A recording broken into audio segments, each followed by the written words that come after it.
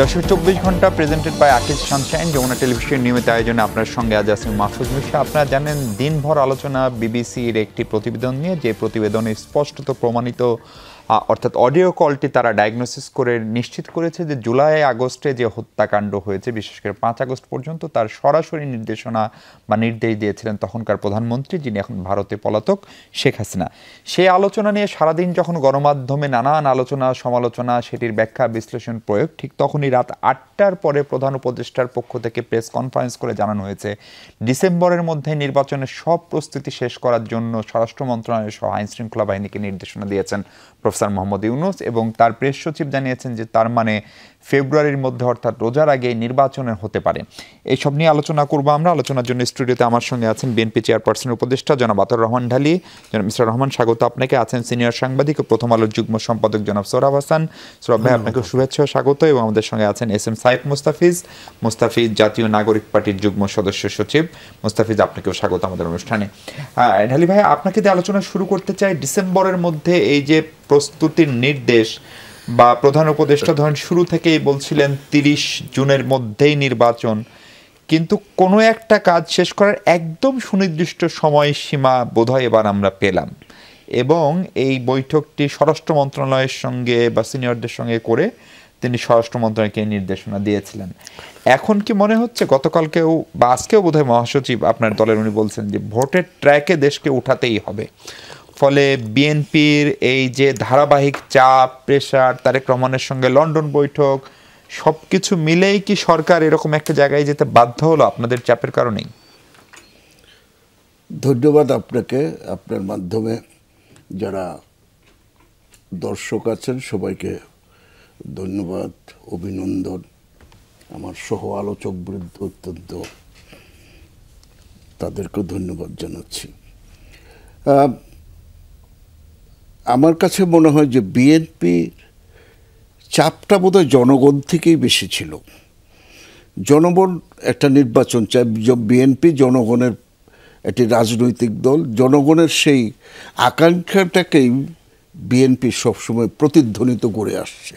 Always আন্দোলন বলেন, সংগ্রাম বলেন, যেখানেই বলেন, নির্বাচন বলেন, সব কিছুতেই বিএনপি জনগণের আকাঙ্ক্ষার প্রতিফলন দেখার জন্যে জনগণ দ্রুত একটি নির্বাচন চেয়েছিল সবসময়। যে একটা পরিবর্তনের পরে একটা সরকার মানে নির্বাচনের মধ্য দিয়ে একটা সরকার আসলে দেশের যে সার্বিক পরিস্থিতি, সার্বিক আগে যে স্বৈরাচারী সরকার আমাদের যে ক্ষতগুলো রেখে গেছে, যে ক্ষতি দেশের অর্থনীতি, সমাজনীতি থেকে শুরু করে, রাষ্ট্রনীতি থেকে শুরু করে সমস্ত জায়গায় যে ক্ষতগুলো রেখে গেছে, বিরাট বিরাট ক্ষত রেখে গেছে, এই ক্ষতগুলি দ্রুত সারিয়ে ওঠা সম্ভব হবে। সারিয়ে তোলার পথ, অন্যতম পথই হচ্ছে একটি নির্বাচনের মধ্য দিয়ে নির্বাচিত প্রতিনিধিরা সবাই মিলে এই দেশটাকে পরিচালনা করা। সেটাই সারা জীবন, সেটাই গণতন্ত্রের লক্ষ্য। বিএনপি সেই গণতান্ত্রিক একটি রাজনৈতিক দল, এবং বারবারই দেখেছে যখনই গণতন্ত্রের কোনো সংকট হয়েছে, একমাত্র প্রথম বড় দল হিসেবে বিএনপি এর প্রতিবাদ প্রথমেই করেছে। ঠিক সে কারণেই গণতন্ত্রের অন্যতম একটা কম্পোনেন্ট হচ্ছে নির্বাচন, অন্যতম একটা মানে দিক হচ্ছে নির্বাচন। সেই নির্বাচন, এবং আরও বেশি আমাদের দেশে এটার বেশি ইন জেনারেল থেকে আপনি যদি পার্টিকুলারে আসেন, আমাদের দেশের মানুষ তিনটা নির্বাচন কোনো ভোট দিতে পারেনি। এই দেশের মানুষের নির্বাচন হচ্ছে একটা উৎসবের মতো। আমাদের দেশের মানুষ অত্যন্ত খেটে খাওয়া মানুষ, পরিশ্রমী মানুষ, তারা নির্বাচনকে একটা উৎসব হিসেবেও দেখে। তার মানে আপনারা খুশি সরকারের এই সিদ্ধান্তে? না, আমরা খুশি অখুশির ব্যাপার না, এটা তো সরকারের দায়িত্ব। জি, ওনাদের দায়িত্ব নির্বাচন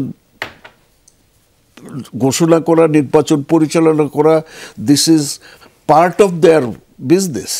তারা এটা করেছে। এখানে খুশি না খুশির তো ব্যাপার না যে তারা করবে না, এটা তো না, তারা করবে না সেটা তারা কখনোই বলে নাই। তারা কিন্তু শুরু থেকেই বলছে 30 জুনের মধ্যেই নির্বাচন। আমরা বারবার একটা জিনিস বলেছি, আমরা বারবার বলেছি যে যত দ্রুত হবে ততই দেশের জন্য, জনগণের জন্য মঙ্গল ভালো হবে।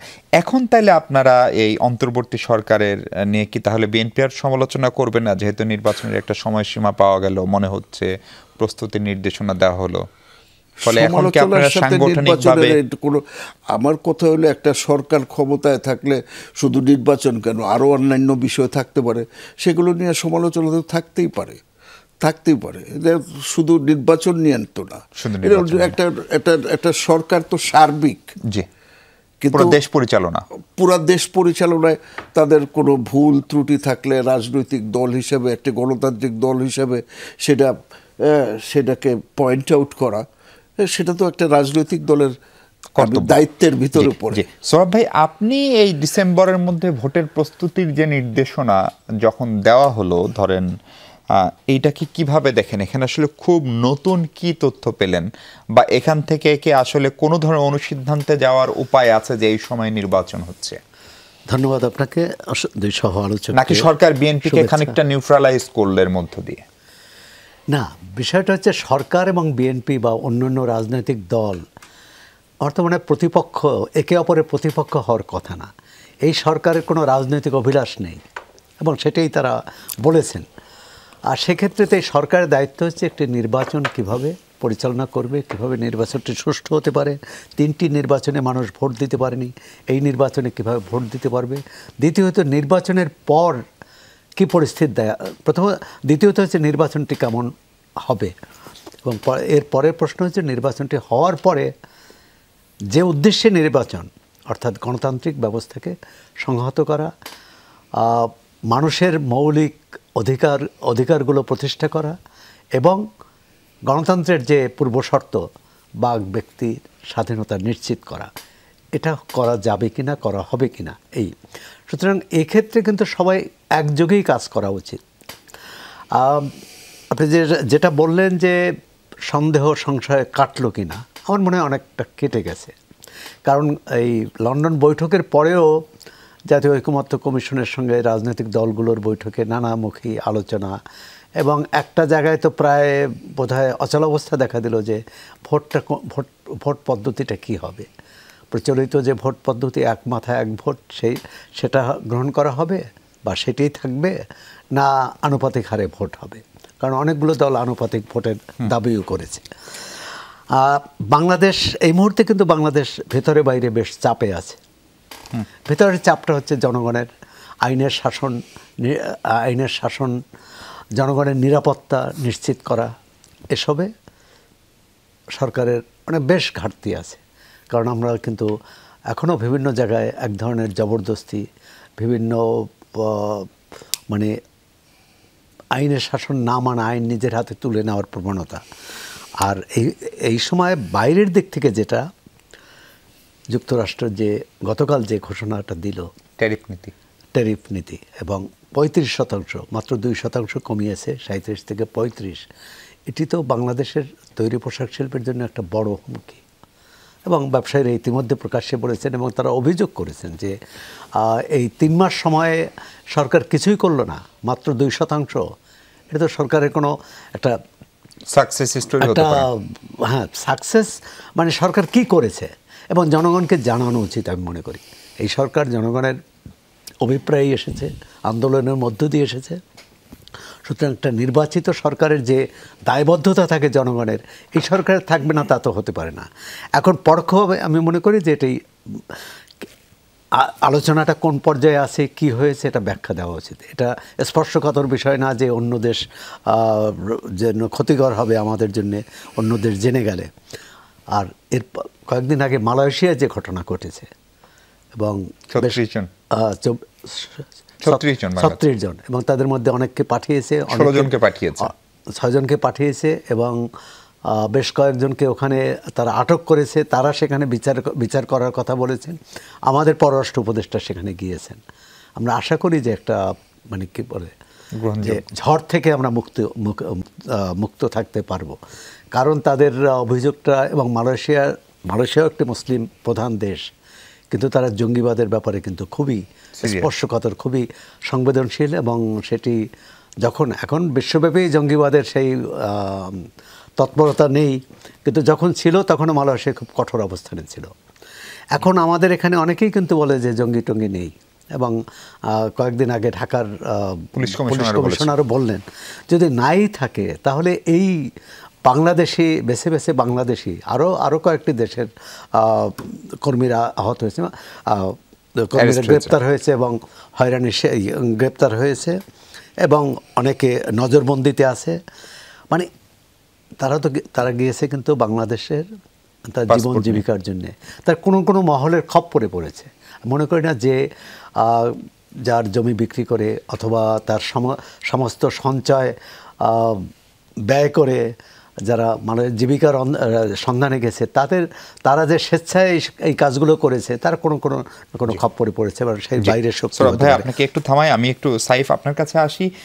এই যে ডিসেম্বরের মধ্যে যে নির্বাচনের প্রস্তুতি নিতে সরকার প্রধান বললেন, এই নির্বাচনটা আমরা সবাই বুঝছি যে এটা জাতীয় সংসদ নির্বাচন, মানে 2008-এ বা 2014-তে 2018-তে যে ধরনের যে সিস্টেমে নির্বাচন হচ্ছে সেটা। আপনাদের একটা বড় দাবি ছিল আনুপাতিক পদ্ধতির নির্বাচন, আপনাদের আরেকটা বড় দাবি ছিল গণপরিষদ নির্বাচন, সংবিধান সংশোধন।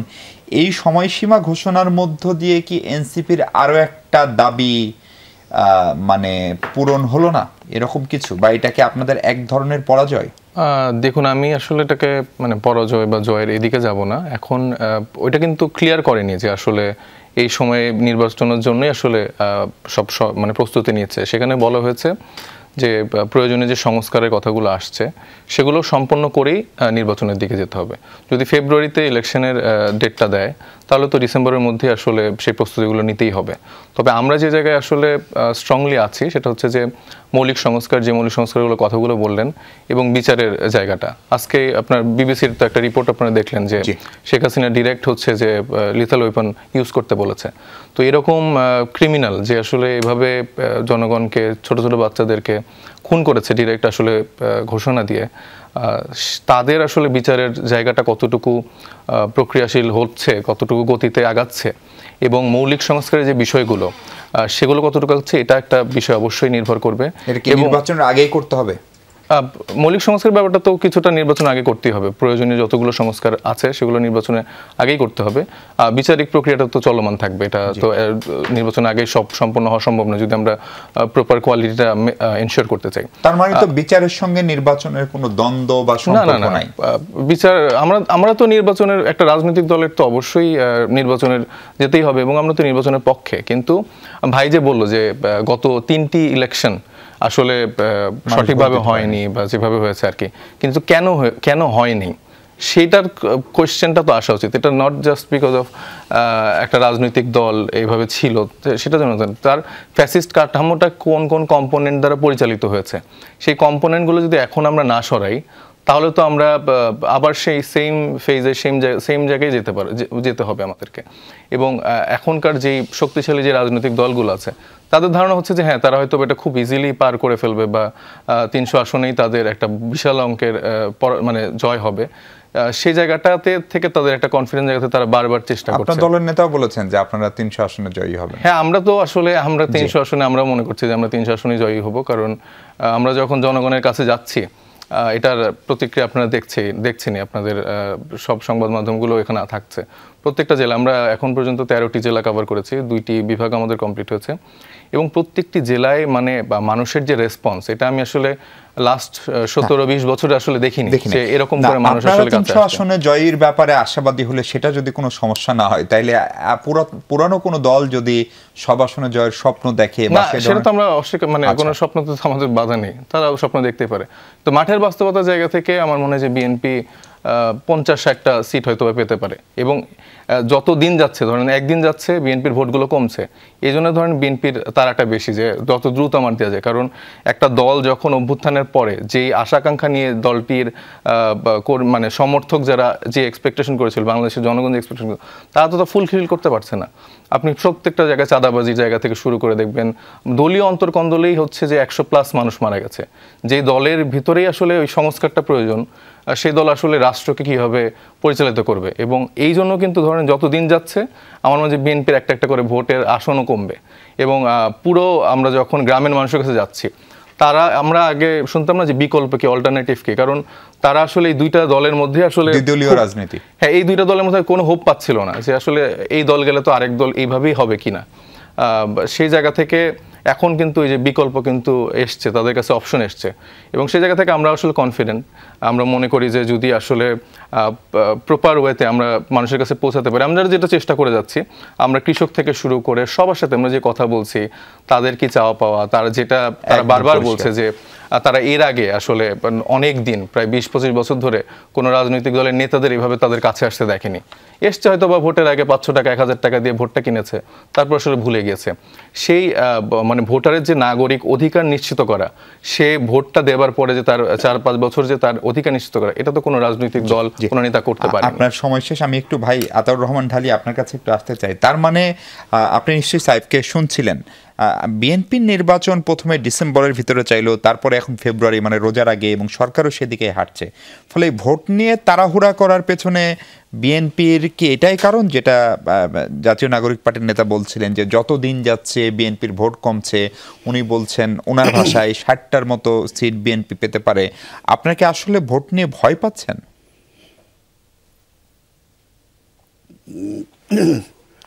আসলে কি বলবো, বিএনপিকে নিয়ে এই আলোচনা তো সবসময়, বিএনপি 10টার বেশি সিট পাবে না, এই পাবে না, এগুলি বহু আলোচনা আপনারাও শুনেছেন, আমরাও অতীতে শুনেছি, বর্তমানে আমাদের তরুণ বন্ধুদের কাছ থেকেও শুনছি। ওনারা কোন হিসাবে, কোন অঙ্কে, এখনো ভোট হয় নাই, বিএনপি 50টা সিট পাবে, 60টা বলেছেন, হ্যাঁ 50-60টা, হ্যাঁ কোন অঙ্ক দিয়ে বললেন, আমার ক্ষুদ্র জ্ঞানে মিলছে না, তাই না? আর জনস্রোত, আমরা বিএনপি দেখে দেখেই বড় হয়েছে, জনস্রোত আর বিএনপির যে সমর্থন, এটা গভীরে, বিএনপির সমর্থন গভীরে। আন্দোলন, বিএনপি তো এই নির্বাচনের আন্দোলন শুরু করছে 16-15 বছর, তাই না? বিএনপি তো এই আন্দোলন শুরু করেছে 15 বছর। এই 15 বছরে তো নির্বাচনের আন্দোলন করেছে এবং 18 সালে নির্বাচনে অংশগ্রহণও করছে, তাই না? তো এখন বিএনপিকে ওনারা কিভাবে বলে, কিভাবে মূল্যায়ন করে, আমি এগুলোর আসলে এই সমস্ত প্রশ্নের উত্তর দেওয়া, বাস্তবেই জনগণ এটার উত্তর দিবে। বাস্তবে ইলেকশন। কিন্তু ঢালি ভাই, যে সহিংসতা, বিএনপির অভ্যন্তরীণ দ্বন্দ্ব, যেগুলোর কথা সাইফ মোস্তাফিজও বলল, এবং বিএনপি এই কারণেই কি আসলে দ্রুত নির্বাচন চায়? কারণ দিনকে দিন কি বিএনপির জনপ্রিয়তা আসলে মাইনাস হচ্ছে তাদের দাবি অনুযায়ী? এগুলো আসলে মানে কথার কথা, স্বপ্নচারিতা। বিএনপি, হ্যাঁ কিছু কিছু তো সমস্যা আছে, দ্বন্দ্ব থাকে। বিএনপির মতো একটা বিশাল রাজনৈতিক দল, আপনি দেখেন না, ওনারা এনসিপি কয়দিন হলো, 3 মাস, তো ওনাদেরও তো কত স্টেটমেন্ট দেখি পক্ষে বিপক্ষে ওনাদের ভিতরেই, বেশি দিন হয়নি, আপনারাও বোধহয় দেখছেন ওনাদের ভিতরে। তো এইটা দলের ভিতরে থাকে, এটাকে আমি তো অস্বাভাবিক মনে করি না। ওনাদের মতো এখনো দল পরিপূর্ণভাবে ওনাদের গড়ে ওঠেনি, গড়ে ওঠার পর্যায়ে যাচ্ছে। বিএনপি এটা প্রাচীন দল, সেই হিসাবে কত বছর হয়ে গেল, বিএনপির ভিতরে দ্বন্দ্ব একটা বড় দলে থাকেই। কিন্তু আপনি দেখেন এই দ্বন্দ্বের ভিতরে বিএনপি এই যে আন্দোলন সংগ্রাম করেছে, বিএনপি যেভাবে, বিএনপির উপরে যেভাবে খড়গ, অত্যাচারের খড়গ নেমে এসেছে, বিএনপিরই তো যে গুম খুন হয়েছে বিএনপিরই 400 লোক, তো তারপরেও তো বিএনপি ভাঙে নাই। বিএনপিকে ভাঙা তো সহজ না, বিএনপিকে দুর্বল করাটা এত সহজ না। আর দুর্বল ভাবাটাও আসলে আমি মনে করি অন্যায় হবে। বিএনপি আন্দোলনের প্রধান রাজনৈতিক, না আমি বলি শক্তি বলি না, শক্তি অনেক থাকে, তো বিএনপি ছিল প্রধান রাজনৈতিক শক্তি। কারণ দ্যাট মুভমেন্ট একটা রাজনৈতিক মুভমেন্ট ছাড়া ওই সরকারের পতন সম্ভব ছিল না। একেবারে। ওনারা যে আন্দোলন করেছে ওনারা আমরা স্বাগত জানাই, এবং যে আন্দোলন করেছে সহযোগী শক্তি ওনারা অত্যন্ত অত্যন্ত সাহসী আন্দোলন তারা করছে। এ ব্যাপারে তাদের আমার কোনো সমালোচনার কোনো জায়গা কারোই নেই, এবং কৃতজ্ঞতাও আছে নিঃসন্দেহে। অবশ্যই। ঢালী ভাই, একটা বিরতি নেই। সোহরাব ভাই, আপনার কাছে একটা প্রশ্ন রেখে বিরতিতে যেতে চাই। এই সিদ্ধান্তের পরে জামাত ইসলাম আনুষ্ঠানিকভাবে সুষ্ঠু ও নিরপেক্ষ ভোটের পরিবেশ আছে কিনা এখন সেই প্রশ্ন তুলেছেন, এবং তারা লেভেল প্লেইং ফিল্ড তৈরির দাবি জানিয়েছেন। তার আগে জামাত ইসলাম একটা ইঙ্গিত দিয়েছিলেন যে জামাত ইসলাম সহ ডান ও মধ্যপন্থী অন্য দলগুলোকে নিয়ে একত্রিতভাবে তারা ভোট করবে আগামী নির্বাচনে। ফলে এই নির্বাচন নিয়ে একটা ঐক্যমতের জায়গায় যদি বড় দুই রাজনৈতিক দল এখন মাঠে ক্রিয়াশীল যারা, বিশেষ করে জামাত এবং বিএনপি, যদি এক টোনে কথা না বলে, তাহলে সেটি নির্বাচন নিয়ে আবারও খানিকটা অনিশ্চয়তা তৈরি করে কিনা, সেই প্রশ্নের উত্তর শুনবো সোহরাব হাসানের কাছে। দর্শক, তার আগে ছোট্ট একটা বিরতি নিই।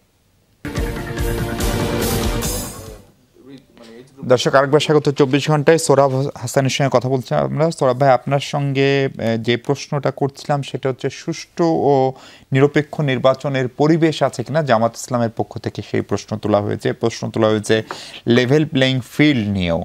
আপনার বিশ্লেষণ কি? ডিসেম্বরের ভিতরে এগুলো নিশ্চিত করা সম্ভব হবে? এবং জামাত যদি অ্যাগ্রিড না হয় এই নির্বাচনে, যদিও জামাতের আমিরই কিন্তু সর্বপ্রথম রমজানের আগে নির্বাচনের কথা বলেছিলেন, আপনার নিশ্চয়ই মনে আছে। বহুদলীয় গণতন্ত্র, তো সব দলই তার সুবিধা যেখানে হবে, তার সুযোগ তৈরি হবে, সে তার পক্ষে দাবিনামা পেশ করবে, আন্দোলন করবে এবং কর্মসূচিও দেবে। তো সুতরাং এটা আপনি বলছিলেন যে এই প্রধান মানে এখন মাঠে থাকা দুই প্রধান দলের এই মুখোমুখি অবস্থান বা পাল্টাপাল্টি নির্বাচনে অনিশ্চয়তা তৈরি করবে কিনা। অনিশ্চয়তা তৈরি করবে না, উত্তাপ ছড়াবে। সম্প্রতি একটা বৈঠকে কিন্তু এই প্রশ্নটা এসেছিল, যখন জামাত আনুপাতিক হারে ভোটের ব্যাপারে খুব কঠোর অবস্থানে ছিল, বা হয়তো এখনও আছে। কিন্তু উনি বিএনপির অনেক নেতা ছিলেন সেই সমাবেশে, এবং জামাতের নেতাও ছিলেন। তো জামাতের নেতা কিন্তু বললেন যে এটা আমাদের দলীয় এজেন্ডা, দলের দাবি। এখন দলের কর্মসূচি তো থাকতেই পারে যেটা দিয়ে জনগণের কাছে যাবে, কিন্তু এমন ইঙ্গিত দেননি যে এই দাবি না মানলে আমরা নির্বাচনে যাব না। যেমন সেটা তারা বলছে যে সেটা নির্বাচনের সময়সীমার ক্ষেত্রেও যেমন, আর পদ্ধতির ক্ষেত্রেও। তো সুতরাং এটি উত্তাপ ছড়াবে। এখন উত্তাপটা তো আবার দলের ভেতরেও অনেক কাণ্ডে উত্তাপ ছড়ায়, অভ্যন্তরীণ, যেটা বিএনপি নিয়ে এতক্ষণ আলোচনা হলো। সরকারের সামনে বড় চ্যালেঞ্জ হচ্ছে রাজনৈতিক দলগুলোকে সংযত রাখা, তার আচরণবিধি মেনে চলতে বাধ্য করা। কারণ স্বাভাবিকভাবে এক ধরনের ভারসাম্যহীনতা আছে রাজনীতিতে এই মুহূর্তে, এটা স্বীকার করতে হবে। কে কত ভোট পাবে, কত আসন পাবে, সেটি এখনই বলা ঠিক হবে না, কিন্তু একটা ভারসাম্যহীনতা আছে। এখন ভারসাম্যটা তৈরি করতে হবে। স্বাভাবিকভাবে যারা দুর্বল, যারা নতুন, তাদের একটা ভয় থাকে। এই ভয়টা জয় করতে হবে কিন্তু বড় দলকেই, কারণ তার দায়িত্বটা বেশি। কোনো হাঙ্গামা যদি হয় তার উপর কিন্তু বেশি দায়টা পড়বে। সুতরাং এটি কিভাবে করবে? আমি মনে করি এই যে নির্বাচনের এক পর্বে বিএনপি জয়ী হয়েছে, সেটা লন্ডন বৈঠক বা এই আজকের প্রধান উপদেষ্টার প্রেস উইং থেকে ঘোষণায় ধরে নিতে পারে যে নির্বাচনটি ফেব্রুয়ারিতেই হবে, এবং মোটামুটি প্রস্তুতি নেওয়া হচ্ছে, এবং ডিসেম্বরে তফসিলও ঘোষণা হবে। কিন্তু প্রশাসন কিন্তু এখনও দুর্বল, এবং অনেক ক্ষেত্রে যেখানে যে রাজনৈতিক দলের আধিপত্য বেশি অথবা প্রভাব প্রতিপত্তি বেশি, প্রশাসন অনেকটা তাদের কথা শোনে। তো সেক্ষেত্রেও কিন্তু বিএনপি একটা কি বলে মাইলেজ পায় বা একটা ফেভারিজম পায়। একদিক থেকে সুবিধাজনক অবস্থানে, আর একদিক থেকে অসুবিধাজনক অবস্থানে, কারণ দায়টা তার উপরে পড়বে। আর আমাদের রাজনৈতিক দীর্ঘদিনের সংস্কৃতিটা তো এরকম হয়েছে, সামরিক শাসন আমলে, বেসামরিক শাসন আমলে, নির্বাচিত সরকার, তত্ত্বাবধায়ক সরকার, সবসময় কিন্তু রাজনৈতিক দলগুলো খোঁজে তার লোক কোথায় আছে, খুবই স্বাভাবিক, তার কাছাকাছি লোক, তার এলাকার লোক, তার একসঙ্গে পড়াশোনা করেছে, তার বিভাগের লোক, এমনকি ওই যেটি আওয়ামী লীগের 16 বছরে আমলে হয়েছে যে ছাত্রলীগ করতো কিনা, যুবলীগ করতো কিনা, আওয়ামী লীগ করে কিনা, মানে কমন একটা গ্রাউন্ড একটা গ্রাউন্ড খুঁজে। আসলে আমরা যদি এই গ্রাউন্ড খোঁজা থেকে বেরিয়ে আসতে পারতাম যে প্রশাসনের তার সাথে রাজনৈতিক দলগুলোর প্রত্যক্ষ কোনো সম্পর্ক নাই, সেখানে এনসিপিও যা বিএনপিও তাই, এমনকি জামাতও তাই। জামাতের সাথে লড়াইটা হবে আমার আদর্শগত, যদি তাদের আদর্শ মনে করি আমি জনগণের বিরুদ্ধে যাবে, বিশেষ করে নারী অধিকারের বিরুদ্ধে যাবে, সাধারণ মানুষের অধিকারের বিরুদ্ধে যাবে। কিন্তু নির্বাচনের যে আচরণবিধি, নির্বাচনের যে নীতিমালা, সেই নীতিমালা সবাইকে মেনে চলতে হবে, সেটা হচ্ছে মেসেজ। এটাই সম্ভবত লেভেল প্লেইং ফিল্ড। সাইফ, আপনি কি একটু বলবেন নাকি জামাতের যে কনসার্নগুলো, বিশেষ করে লেভেল প্লেইং ফিল্ড, সুষ্ঠু নিরপেক্ষ নির্বাচনের পরিবেশ, প্রশাসন এবং পুলিশের সক্রিয়তা বা কতখানি সেটি প্রভাবমুক্ত হলো আগের সরকারের, সেসব নিয়ে আপনাদেরও কোনো কনসার্ন আছে এখনো? ডেফিনেটলি আছে, কারণ আমরা আগে থেকেই তো বলেছি যে এই নির্বাচন কমিশনের অধীনে আসলে সুষ্ঠু নির্বাচন আমরা মনে করি না মানে সম্ভব। কেন? কারণ তাদের একটি দলের প্রতি যে ভালোবাসা বা প্রীতির জায়গা, সেটা আমরা দেখে এসেছি এই নির্বাচন কমিশনের। হ্যাঁ, আপনি এই যে ইশরাক হোসেন ওনার ব্যাপারে বলেন, চিটাগাংয়ের মেয়র ওনার ব্যাপারে বলেন। ইশরাক তো মেয়র হতে পারেননি শেষ পর্যন্ত, পারেনি তো, তার ডেট মানে সময় চলে গেছিল, কিন্তু নির্বাচন কমিশনের জায়গা থেকে তো গ্রিন সিগন্যাল ছিল তার মেয়রের হওয়ার প্রতি। মানে সেক্ষেত্রে তার কোনো আইনগত তো নির্বাচন কমিশন থেকে তো কোনো বাধা বা ইয়ে ছিল না, যেটা আমরা দেখতে পেয়েছি। তো সেই জায়গা থেকে আবার আমরা আজকে শুনতে পারলাম যে আমাদের প্রতীক বরাদ্দের যে শাপলা মার্কাটা ছিল, সেটিতে নাকি বিধিনিষেধ আলাদা করে আলাপ করব আমরা। হ্যাঁ, তো সেই জায়গাগুলোতে যখন দেখা যাচ্ছে যে আসলে অলরেডি তারা এখন এরকম আর কি মনোভাব দেখাচ্ছে, তো সেই জায়গা থেকে আমরা ফিল করছি না যে আসলে এই নির্বাচন কমিশনের অধীনে আসলে একটা সুষ্ঠু নির্বাচন হওয়া সম্ভব।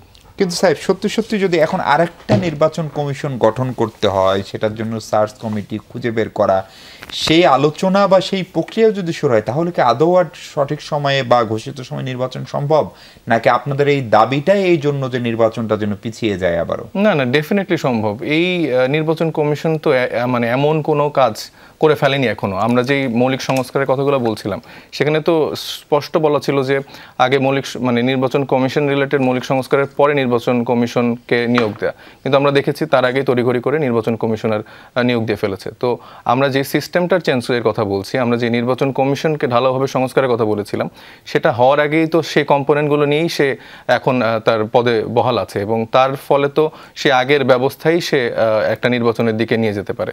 তো সেই জায়গা থেকে আমি মনে করি যে দ্রুত মৌলিক সংস্কারের জায়গাটা নিশ্চিত করে মানে নির্বাচন কমিশন এটা চেঞ্জ করা যেতে পারে। না হলে আসলে যে ইলেকশনের কথা বলছি আমরা, সেটা আসলে সম্ভব না। এবং ওই যে নিজের লোকের কথা যে ভাই বললেন, ওই নিজের লোকের যারা এখানে এরকম করে নিজের লোক বসাচ্ছেন, সেক্ষেত্রে আসলে সঠিকভাবে সুষ্ঠু নির্বাচন হওয়াটা আসলে আমরা মনে করি এই সরকারের যিনি প্রধান প্রফেসর ইউনূস, উনি বলেছেন যে উনি ছাত্রদের দ্বারা, আপনার তখন তো এনসিপি হয়নি, তখন বৈষম্যবিরোধী ছাত্র আন্দোলন ছিল, আপনারাই সেই নেতৃত্ব দিয়েছেন জুলাই আগস্টের যে গণ অভ্যুত্থান আন্দোলন বলি, উনি তাদের দ্বারা নিযুক্ত। উপদেষ্টা যারা আছেন তারা আপনাদের মনোনীত, আপনাদের ক্লিয়ারেন্স নিয়েই সকল উপদেষ্টা হয়েছে। উপদেষ্টাদের ভিতরে কমপক্ষে 3 জন আপনাদের একদম সহযোদ্ধা ছিলেন, এখন 2 জন আছেন। ফলে এই সরকার যদি কোনো পক্ষপাতিত্ব করে, বা বিএনপি তো সেই অভিযোগ আপনাদের বিরুদ্ধে করতে পারে যে সরকার আপনাদের প্রতি বায়াসড, সেই নির্বাচন কমিশন নিয়ে কেন আপত্তি করছেন? দেখুন, এই যে বর্তমানে যে ইন্টারিম গভর্নমেন্ট, এটা কিন্তু আসলে কোনো পক্ষের গভর্নমেন্ট ওইভাবে বলা যাবে না, কারণ আমাদের তো তারা কেউ আগের পূর্ব পরিচিত বা আমরা একসাথে কোনো দল করতাম, এরকম তো কোনো বিশেষ পূর্ব পরিচিত বিশেষ জায়গা ছিল না। কিন্তু 5 আগস্টের পরে যেই সরকারের লোকজন যাদেরকে ঠিক করা হয়েছে, সেটা শুধুমাত্র যারা আমাদের বৈষম্যবিরোধী ছাত্র আন্দোলন ছিলেন তারা না, তারেক জিয়া সাহেব থেকে শুরু করে জামাত ইসলামের আমির সাহেবের থেকে শুরু করে প্রত্যেকের কনসার্ন নিয়েই কিন্তু আসলে এই সরকারটি গঠন হয়েছে, এবং প্রত্যেকে ওইভাবেই মনোনীত করেছে। এবং এখানে এরকম অনেকে বাদও পড়েছে, যেটা হয়তো বা তারেক জিয়া সাহেব, এটা আমি ব্যক্তিগতভাবে জানি যে সে হয়তো বলেছে যে না, এরকম হতে পারে না। সেটা শুধুমাত্র আমাদের কনসার্নে আসলে হয়েছে তা না। এবং আমরা তো জাতীয় সরকারের কথা বলেছিলাম, তো সেই জায়গায় আসলে এই দ্রুত নির্বাচনের জায়গাটা থেকে আমাদের ধারণা যে ওই জাতীয় সরকারটা গঠন বিএনপি করতে দেয়নি, এবং তার ফলশ্রুতিতে যখন এই গভর্নমেন্ট মানে গঠন হয়, তারপরে তো আমরা দেখেছি যে এই গভর্নমেন্টকে তো ফাংশন করতে হবে। সেই জায়গা থেকে বিএনপি এখন বর্তমানে সব থেকে বড় রাজনৈতিক দল, এবং তাদের যে কর্মী সমর্থন যারা আছেন তারা তো বিভিন্নভাবে বাধা প্রয়োগ করছেন, এবং আপনারা দেখেছেন যে মেয়র ইশরাকের ইস্যুতে আসলে যমুনা ঘেরাও করা হলো, এবং এই ইস্যুতে কেন্দ্রিক আসলে অনেক রকম বাধাগ্রস্ত করা হলো, যেখানে ডক্টর ইউনূস সাহেব হয়তোবা চলে যাওয়ার মতো সিদ্ধান্ত গ্রহণ করেছিলেন। কারণ তার এই সরকারে আসার মেইন এজেন্ডা কিন্তু শুধুমাত্র নির্বাচন না। আমরা যখন আসলে এই আন্দোলনটি করেছি এবং যখন শেষের দিকে, তখন আমাদের এজেন্ডাগুলো এরকমই ছিল যে আমরা এই সিস্টেমটা চেঞ্জ করতে চাই, আমরা এই পুরানো রাজনৈতিক বন্দোবস্ত চেঞ্জ করতে চাই। তো সেই জায়গা থেকে তার এই এজেন্ডাগুলো যখন দেখছে সে মানে বাস্তবায়ন করতে পারছে না, তো তখন সে স্বাভাবিকভাবেই এরকম ফিল করছে। এবং গভর্নমেন্টের যে আরও যারা আছেন তাদের মধ্যে কারো কারো আমরা বায়াসনেস দেখতে পাচ্ছি। আমাদের বিশেষ কিছু উপদেষ্টা আছেন যাদের আমরা দেখছি যে বিএনপির প্রতি তারা যথেষ্ট বায়াস, এবং আমাদের যে দুজন ছাত্র উপদেষ্টা বলছেন তারাই অ্যাকচুয়ালি আমার মনে হচ্ছে যে সাধারণ মানুষের জন্য চেষ্টা করে যাচ্ছে, কিন্তু প্রপার সবার দিকের সাপোর্টটা না পাওয়াতে আসলে পারছে না। জি ঢালী ভাই, খুবই গুরুতর অভিযোগ এটা যে আসলে ধরেন আপনার দীর্ঘদিনের রাজপথের সহযাত্রী জামাত, আপনারা অভিন্ন ইস্যুতে দীর্ঘদিন বিশেষ করে আওয়ামী বিরোধী যে আন্দোলন, সেই আন্দোলনে একসঙ্গে ছিলেন। জামাত নির্বাচনের পরিবেশ নিয়ে প্রশ্ন তুলছে, এনসিপিও নির্বাচনের পরিবেশ নিয়ে প্রশ্ন তুলছে। ধারণা করা হচ্ছে যে আপনার প্রশাসন পুরোপুরি বিএনপির কবজায়, তাহলে এই নির্বাচনের কমিশনের অধীনে সুষ্ঠু নির্বাচনও সম্ভব না, এটিও এনসিপি আগে থেকে বলে আসছে। এই অবস্থায় আসলে নির্বাচনের ভবিষ্যৎ তাহলে কি ঢালী ভাই? আসলে বিএনপি এই সরকার গঠনে, এটা সবাই জানে, উনি সোহরাব ভাই সাংবাদিক, সরকার গঠনে কোনো ধরনের বিএনপির সমর্থন ছিল, হস্তক্ষেপ ছিল না, কখনোই না। আমাদের নেতা তারেক রহমান কোনোদিনই এই ধরনের হস্তক্ষেপ করেননি, করেন না। আর বিএনপি রাজনৈতিক দল হিসাবে বিএনপি এখনো সর্ববৃহৎ রাজনৈতিক দল। আমার ছাত্র বন্ধুরা যখন কথা বলবেন, অন্তত সেই সম্মানটুকু, সেই অবস্থানটা রেখেই বিএনপি নিয়ে কথা বলা উচিত। বরঞ্চ আমি বলতে চাই না, আমার ছোট্ট ছাত্র বন্ধুরা, এগুলো আপনার প্রশ্নের কিন্তু আপনি অনেক কথা ওনাদেরকে বলে গেছেন। বরঞ্চ আমরা সোশ্যাল মিডিয়ায় দেখতে পাই, বিভিন্ন জায়গায় দেখতে পাই, এনসিপির বন্ধুরা যারা সরকারে ছিলেন তাদের তদবিরের কথা শুনি। এগুলি সত্য মিথ্যা জানি না, কিন্তু এগুলো সোশ্যাল মিডিয়া কিন্তু ব্যাপকভাবে প্রচারিত হয়েছে। তো সেই কথাটি আমি এগুলো এই ধরনের আলোচনায় আমি যেতে চাচ্ছিলাম না, যেহেতু উনি আমাকে মানে নিয়ে যেতে বাধ্য করলেন। হ্যাঁ, কারণ আমার তো কিছু বলতে হয়, আমি একটা রাজনৈতিক দলের প্রতিনিধি এবং বাংলাদেশের বৃহৎ রাজনৈতিক দলের প্রতিনিধি। আর আমাদের সমর্থন নিয়েও উনি কথা বলছেন। সমর্থন, উনারা কিভাবে সমর্থনের ব্যারোমিটার ওনাদের কাছে কি আমার জানা নাই। আমরা আমার তো রাজনৈতিক বয়স কত হয়েছে গুনতে হবে, তাই না? আর ওনাদেরকে উদ্দেশ্যে একটা কথা বলি, যেদিন তারেক জিয়া বাংলাদেশের মাটিতে নামবেন, সেদিন জনতার যে ঢল নামবে সেটা একটা ইতিহাস হয়ে থাকবে বাংলাদেশের। কবে আসবেন তারেক রহমান সাহেব? অবশ্যই আসবেন উনি, নির্বাচনের আগেই। অবশ্যই আসবেন, নির্বাচনের আগেই আসবেন। উনি দলের নেতা। তাহলে আমার খালি একটা ছোট প্রশ্ন, ধরেন বিএনপির মতো এত বৃহৎ দল, যেখানে সাধারণ মানুষের সবার ধারণা নির্বাচন হলেই বিএনপি একক সংখ্যাগরিষ্ঠতা নিয়ে সরকার গঠন করবে, ফলে এই সময় নির্বাচন কমিশন বলি, প্রশাসন বলি, সচিবরা বলি, ডিসি বলি, এসপি বলি, তারা তো বিএনপিকে একটু তোয়াজ করে চলছে, এবং এটাই তো আমাদের রাজনৈতিক কালচারের স্বাভাবিক ঘটনা, এইটুকু তো স্বীকার করেন। এটা হলো ওই ব্যাপার, হলো আমাদের রাজনৈতিক কালচার না, এটা হলো আমলাদের একটা কালচার। জি, এটা আমলাদের একটা কালচার। আমলারা সবসময় ওই মানে তাদের তেলে মাথায় তেল দেয়, এরকম তেলে মাথায় না, তাদের অস্তিত্ব টিকায় রাখার জন্য এসে কৌশলে তারা এগুলো করে। এগুলো আমরা বুঝি। বিএনপি 3 বার ক্ষমতায় ছিল, সরকার চালিয়েছে এবং সরকার চালিয়েছে এবং বিএনপির মানে আমি মনে করি সরকার পরিচালনার ক্ষেত্রে ভুল ত্রুটি ছিল, থাকতেই পারে একটা সরকারের, কিন্তু মেজর এটা ছিল বিএনপির মানে সফলতার দিকটাই ছিল প্রধান বিএনপির আমলগুলোতে। এবং আমরা এই যে আমার বন্ধুরা নতুন রাজনীতিতে আসছেন ওনাদেরকে স্বাগত জানাই। রাজনীতি একটা ভালো জিনিস, ওনারা ভালোভাবে এটা করুক। সমালোচনা আমার মনে হয় যে প্রথমেই কাউকে আক্রমণ না করে আগে নিজেদেরকে আপনারা গঠন করেন, আক্রমণ করতে যেন না। প্রতি আক্রমণ আসলে আপনাদের এখনো কিন্তু মানে যে অবস্থাটা, এই অবস্থাটা আপনারা আরও শক্তিশালী হন। আমরা আশা করি আমরা গণতান্ত্রিক একটি দল হিসাবে আমরা চাই আমাদের সহযোগ আমরা সহযাত্রী হয়ে সহযোদ্ধা হয়ে থাকুক। সহযোদ্ধা ছিলাম তো আমরা, সহযোদ্ধা। আপনারা ভালোভাবে চলেন এটা আমরা আশা করি। আপনারা কিন্তু ডোন্ট ওভার জি, আমি আবার একটা বিরতিতে যাই, বিরতির পরে একটু পরে ফিরছি। দর্শক আমাদের সঙ্গে থাকবেন নিশ্চয়ই। দর্শক আরেকবার স্বাগত 24 ঘন্টায়। সাইফ মোস্তফা, আপনি একটু সহজ করে আমাকে বলবেন, নির্বাচন কমিশনের সচিব জানিয়েছেন শাপলা প্রতীক এনসিপি মানে প্রতীক হিসেবে শাপলা থাকছে না, যেহেতু এটি জাতীয় ফুল, ফলে এই প্রতীকটি আপনারা পাচ্ছেন না। এমনকি আপনারা যে জেলাগুলোতে সমাবেশ করছেন, তৃণমূলে যাচ্ছেন, নাহিদ থেকে শুরু করে সকল নেতৃবৃন্দ, সেখানে আপনারা লাইভ ফুল নিয়েও প্রচারণা চালিয়েছেন বা এই প্রতীকটিকে জনপ্রিয় করার চেষ্টা করেছেন। এখন এই যে শাপলা পাচ্ছেন না, এটা তো এখন মোটামুটি নিশ্চিত।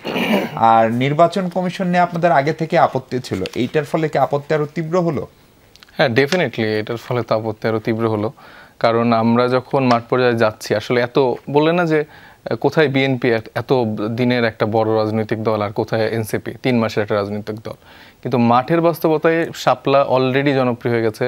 এই মার্কাটা এখন ঘরে ঘরে মানুষ চেনে এবং এই মার্কাটার ওই সাকসেস রেটটা আমরা মোটামুটি ধারণা করছি যে এটা একটা বড় সংখ্যায় আসন নিয়ে আসলে আমরা এই মার্কাটাতে জিততে পারতাম। কিন্তু সেই জায়গায় আমরা দেখলাম যে নির্বাচন কমিশন করলো, এবং এটা করার বাস্তবিক জায়গা থেকে আমি মনে করি আসলে কোনো এরকম রিজন আছে। আপনি জানেন যে 101 জন আইনজীবীও এই ব্যাপারে একটা বিবৃতি দিয়েছিল, কারণ আমাদের যে জাতীয় প্রতীক সেক্ষেত্রে কিন্তু আরও যে 4টি প্রতীক রয়েছে সেখানে কিন্তু সেগুলো অন্যান্য, যেমন ধানের শীষ, এটা বিএনপির জাতীয় মানে মার্কা, তারপরে তারা, তারপর পাটপাতা, এগুলো কিন্তু বিভিন্ন রাজনৈতিক দলের মার্কা, এবং জাতীয় ফল কাঁঠালও কিন্তু নতুন একটি রাজনৈতিক দলের মার্কা হিসেবে নেওয়া হয়েছে। তো এই জায়গাগুলো তো আছে, এবং বাংলাদেশের মানে সংবিধানের অনুচ্ছেদের 4-3 ধারাতেও আসলে শাপলা প্রতীক পেতে আসলে কোনো বাধা ছিল না।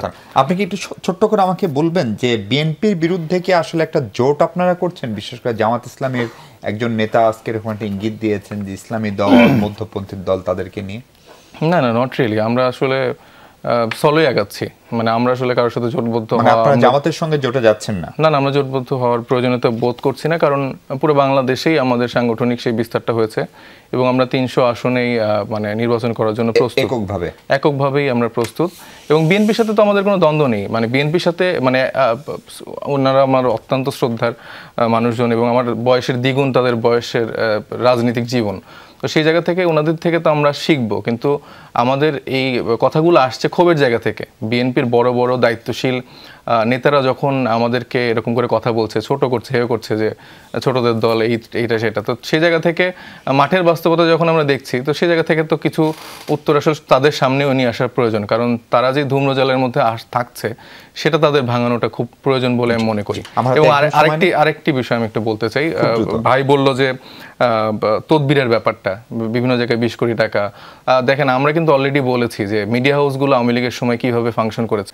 এখানে বসুন্ধরা গ্রুপ থেকে শুরু করে এরকম অনেক মিডিয়া হাউস আছে যারা সরাসরি আওয়ামী লীগের দোসরদেরকে ফাংশন করতে অনেক সাহায্য করেছে, এবং বর্তমানে আমরা আবার দেখছি নতুন করে রাজনৈতিক দলগুলো এই মিডিয়া হাউসগুলো আবার নতুন করে দখল করার চেষ্টা করছে এবং সেখানে তাদের বয়ানগুলো নিশ্চিত করছে। এবং আমরা যদি আসলেই এরকম আমাদের এক একজন মন্ত্রী, আমাদের উপদেষ্টার PS 20 কোটি 1000 কোটি টাকার মালিক হয়ে যায়, তাহলে আমি অ্যাজ এ ট্রেজারার, আমি হচ্ছে গতকাল ঢাকা এসেছি, আসার পরে আমাদের যে গাড়ি বহরগুলো যাচ্ছে সেটার তেল খরচ এবং গাড়ির খরচের জন্য দলীয় ফান্ডিং থেকে আমরা দেওয়া হচ্ছে এরকম এককভাবে। এবং আমি এটা ওপেন চ্যালেঞ্জ করে যেতে চাই, বিভিন্ন দুর্নীতি দমন কমিশন থেকে শুরু করে এটা নিয়ে দেখুক, আমাদের ব্যাংক অ্যাকাউন্ট থেকে শুরু করে কার কোথায় কি সম্পত্তি, আত্মীয় স্বজন, এটা দেখা আমার মনে হয় উচিত। আমরা এই নতুন রাজনৈতিক বন্দোবস্তের কথাই বারবার বলছি। নিশ্চয়ই সেটি দেখবে। সৌরভ ভাই, একই প্রশ্নটা আপনাকেও করতে চাই যে বিএনপি বিরোধী একটা জোট মনে হচ্ছে বিশেষ করে জামাতের নেতৃত্বে সবশেষ হাত পাখার যে সমাবেশ, সেইখানেও আমরা তাদের একটা প্রবল উপস্থিতি দেখেছি। এটি কি কৌশলগতভাবেই একটা বিরোধী দল তৈরির চেষ্টা জামাত ইসলামের? না, বিরোধী দল তৈরির চেষ্টা মানে হচ্ছে তাহলে বিএনপি ধরেই নিয়েছে বিএনপি ক্ষমতায় যাচ্ছে।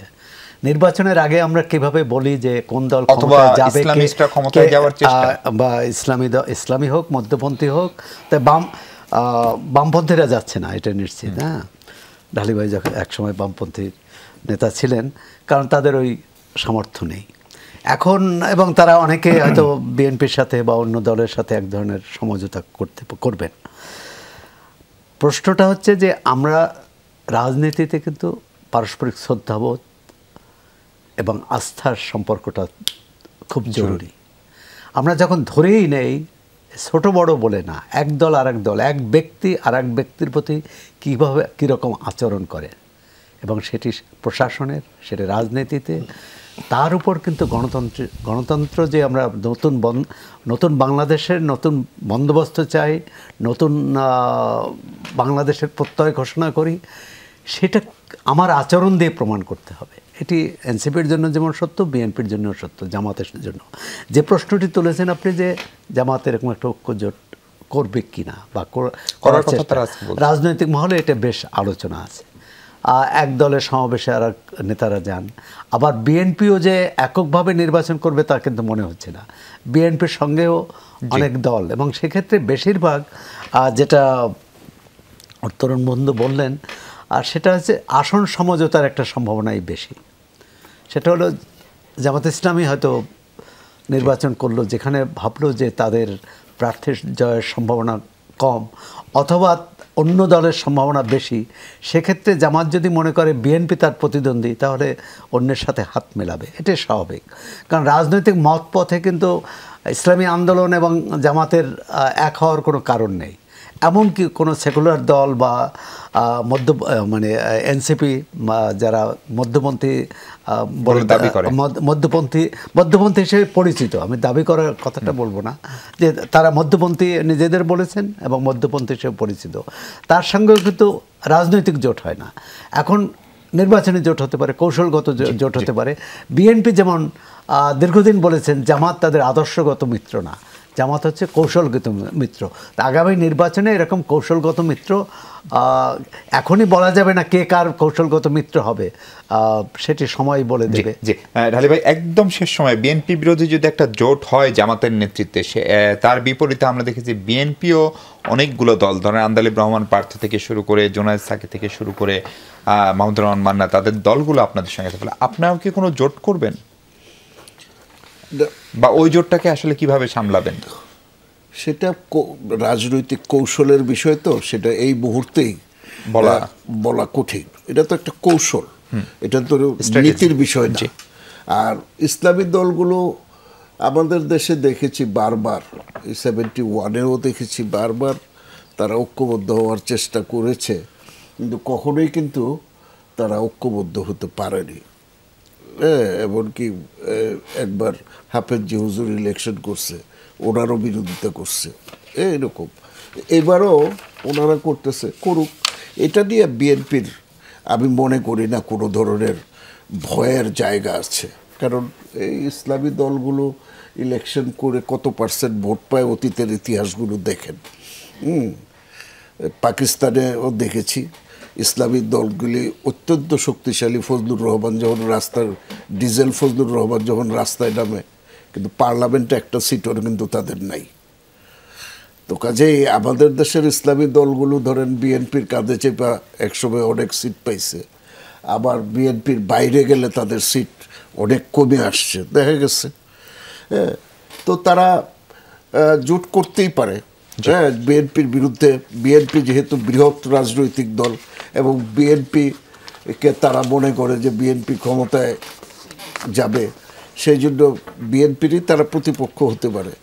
তো সেটার জন্য বিএনপির ভয়ের কোনো কারণ নাই, আশঙ্কারও কোনো কারণ নাই। বিএনপি নির্বাচনের সময় বিএনপি সঠিক কৌশলটা জয়ের জন্য যে কৌশল প্রয়োজন, বিএনপি সবসময় সেই কৌশল গ্রহণ করবে। জি, অনেক ধন্যবাদ জনাব আতর রহমান ঢালী, ধন্যবাদ সোহরাব হাসান, ধন্যবাদ সাইফ মুস্তাফিজ। দর্শক, এই ছিল আলোচনা। ভালো থাকবেন সবাই, সঙ্গে থাকার জন্য অনেক ধন্যবাদ, কৃতজ্ঞতা।